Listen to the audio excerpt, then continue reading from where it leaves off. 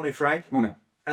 Is there one thing above everything else that satisfies you more about the last year? Is there one element of the last year that you find particularly satisfying? Yeah, I think just if you look at our performances, we find we have found different ways to win games, but still keeping the feeling of what we are as a team. We're not trying to jump back and forth from being ultra possession to ultra transition, but we can do a lot of things, and I think that's a tactical development of the team that we should be proud of, because the players want to take on information, and we set out a game plan, we view the opposition, but we always try and hold dear to what we want to be as a team, which is an exciting team with a lot of energy and qualities, use it all in the right way.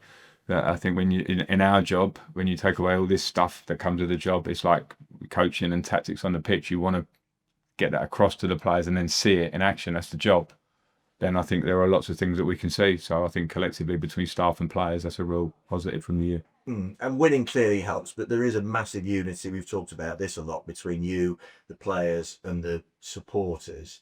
And they're a very receptive group, and they certainly come across as being a receptive group, and that must massively help you as the head coach. It does. My feeling on that is that in any job, football or outside, it always starts with people. And this group, they've got a lot of the right intentions. They get on really well.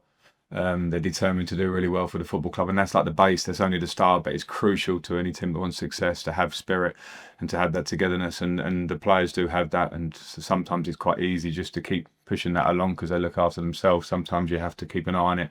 But with this group, it's a real strength of ours. Not the biggest squad. There'll be all those things about if we get injuries, what does it look like? But we've got a really tight group that have found a way to improve, to get results, and it's important that we keep that continuity and keep that togetherness. I read a few weeks ago that Matt Grimes sort of gave up his club captain's car parking space, if you like, here, saying that it's first come, first served, that he didn't want there to be necessarily that sort of hierarchy. I mean, that again speaks volumes as him as an individual, and also what he's trying to achieve as the leader of the group. Yeah, that's true. I think it's a great example of what Matt Grimes is as a lad. The day that I gave him the captaincy, he came to me on the training pitch and said that, and I told him, no, you get a car park space. So I put him right. Some things I think you deserve by right, and I love the fact that he asked it, but I think it shows that he is the captain of this club. It's a small detail. I love the fact that he asked. But he has huge respect from his teammates, and he sometimes sees things or deals with things before I have to see them, and that's a great captain. And he does it in a really non-confrontational way, and he's got a great way about it. And so, but we've got him, we've got Kitch as his vice captain. I think those two are really grown in those roles straight away, and that affects the group massively. So that's all positive. Yeah, I think Kitch fatherhood, I mean, you tell me, I think that has matured him massively in the last sort of few weeks and months, obviously knowing that Tegan was expecting before, and now that Navy has arrived. I think you can tell with him as an individual how that's changed him, not for the better, but the point I'm trying to make. I think it has, given him a new perspective on life, maybe. Yeah, probably parenthood does that to all of us, I guess. Yeah. I think...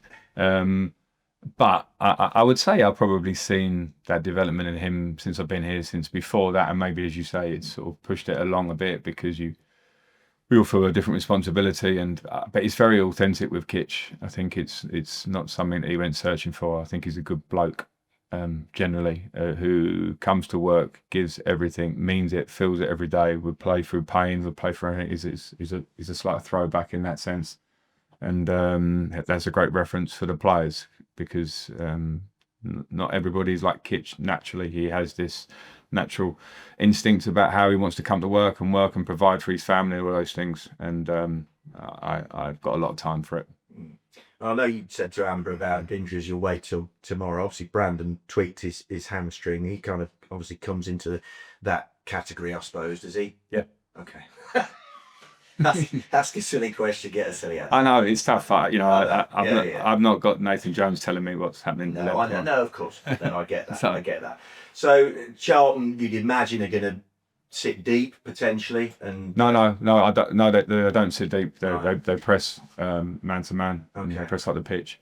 That's how they've been playing. So you presume in this league always, because of all leagues, I think this one is sometimes you can prepare for something and something completely different turns up. We always got to be ready for that. But they've gone to Ipswich and won 3-0. They've got big results. This week's been tough for them. That's the Championship. But they're an aggressive off the ball team who will try and press. And of course, they can go back into the low areas and defend. But they press with a lot of energy and aggression. And we've got to be ready for that. Okay. All the best, Rad. Thank you. Thanks a lot. Cheers, Rob. Thank you. Victor, good morning. Good morning. How are you? I'm very good, thank you. Yes. And just sum up the feelings in the squad at the moment. Must be really, really positive. But you tell us. Yeah, I mean, as I said, there's a really good vibe, and in the whole building and in the team, I think we have a great team and a great dressing room, and yeah, as you said, the feeling is very good and positive at the moment. And an outstanding result the other night at Middlesbrough, wasn't it? Yeah, it was great. I mean, it was a great result, and we always believed that we can go there and get 3 points, and I think that has been us the whole season. That no matter what happened during the games, we always have that belief in the team that we can go and get 3 points, and we got that again. So I'm happy about that. And personally, a fantastic run and assist for Ellis's goal from you. You must have been particularly pleased with that.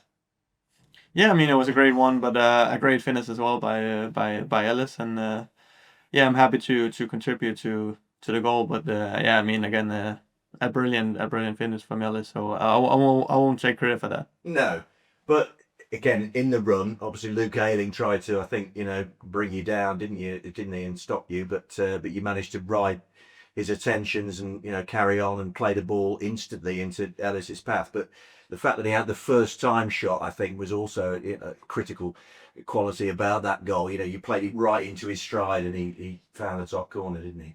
Yeah, I mean, Ellis is a top strike, and as you said, I was trying to put it through to him, and he managed to get a first time shot into the top corner. So again, an amazing goal by Ellis.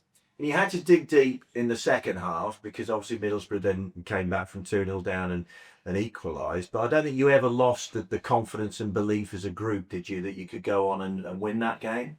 No, and like I said before, we knew it was going to be a tough game going their way, but even with 2-2, we always have that belief in the team, and we showed in the weekend, last weekend against West Brom, and even when 2-0 down, we always have that believe and always have the feeling that we can go and do something and go and hurt teams by scoring goals, because I think we've proven that quite a lot recently.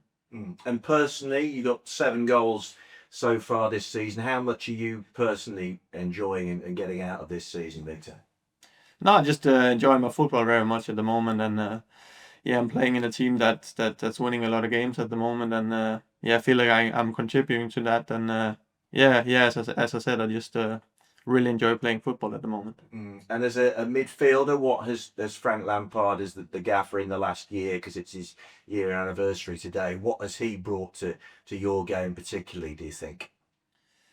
I feel like I have a freedom in my game, like a role where I can get in the box and get around the box, and I think he was one of the best in that when he played, and getting goals in the box, and I feel like I've been adding that a bit to my game to try and get in and around the box a bit more, and then I've been managed to get a few shots in the box and around the box, and I've been scoring quite a few goals this season, so I'm happy about that. But the main thing is getting in the right positions where the ball can land and where you can score goals, and I feel like that's what I've added the most, to get in those positions where the ball can land and where you can get the shots off. And does the gaffer spend a lot of time with you one-to-one as well as collectively with the group? Yeah, I mean, like we have a good relationship. I'll say it's not that we speak every day, but I feel like I can come to him whenever I have questions, and I just feel he have that believe in me, and believe in me as a player, and for me personally, that's something that I'm enjoying at the moment, and I just try to do my best every time I step on the pitch. And hopefully you'll break into the Denmark squad sooner rather than later. Is that something in your thinking too? It's a dream, of course, but it's it's not something that I spend too much time thinking about. I think the only thing I can do really is try to do as best as possible every time I step on the pitch, whether it's here in the training pits or in the stadium. So it's not something that I spend too much time thinking about really. But of course, it's a dream for me to play for Denmark. Thank you very much, Sure. Victor. All the best tomorrow. Thank you. Thank you.